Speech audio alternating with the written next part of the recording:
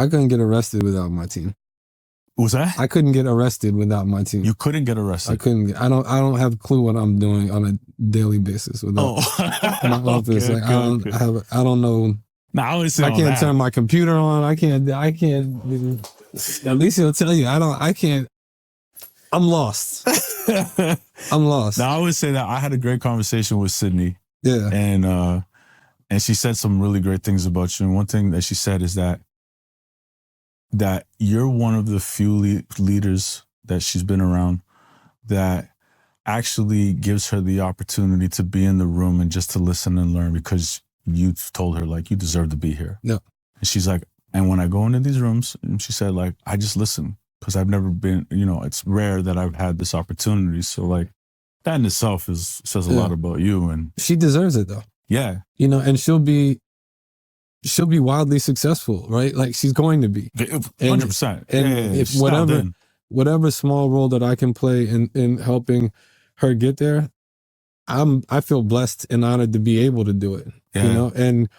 But sometimes, some of these, amazingly talented women, sometimes they need a little bit of support and that right door open, so that they can showcase who they truly are. Right. And I feel like it's our responsibility to do that, like to open it when it's easy for me to do, right? Like, it's her turn, really. I've had my turn. I had my run. I had, and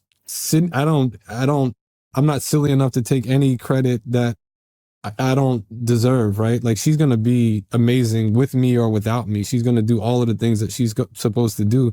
But why wouldn't we help where we can? Yeah, exactly. Why don't you invite these Some people think it takes away from them if you help them, though, I'm not at that place in my life. Yeah. And again, it's like, I credit it back to my friend group. Like, we never been like, we celebrate each other. Yeah. And we try to create opportunities for one another. When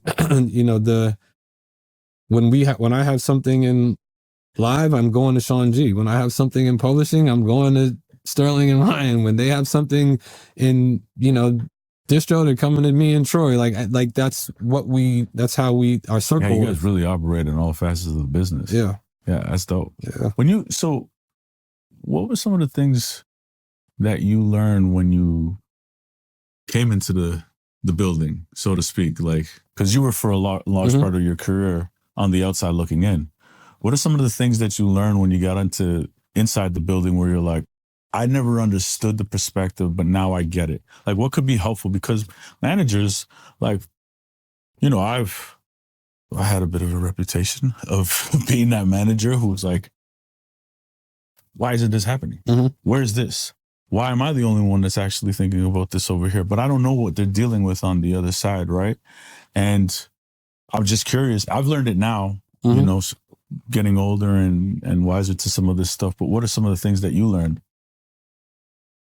Culture, I think, is the biggest one, right? Like, and I don't ever want to lose the culture that we've been able to build. But it's very different than the rest of these buildings. The culture of our company is very different. And we don't close our computers at 6:00. We don't take nights and weekends. We're putting the hours in. The people that used to frustrate me like crazy, bro. I used to get so frustrated with the label. I couldn't get a hold of somebody on a Saturday, but you can't work there. They don't care. Not to say that they don't care about how I care. Well, it's impossible as a manager, but I had to learn. Yeah.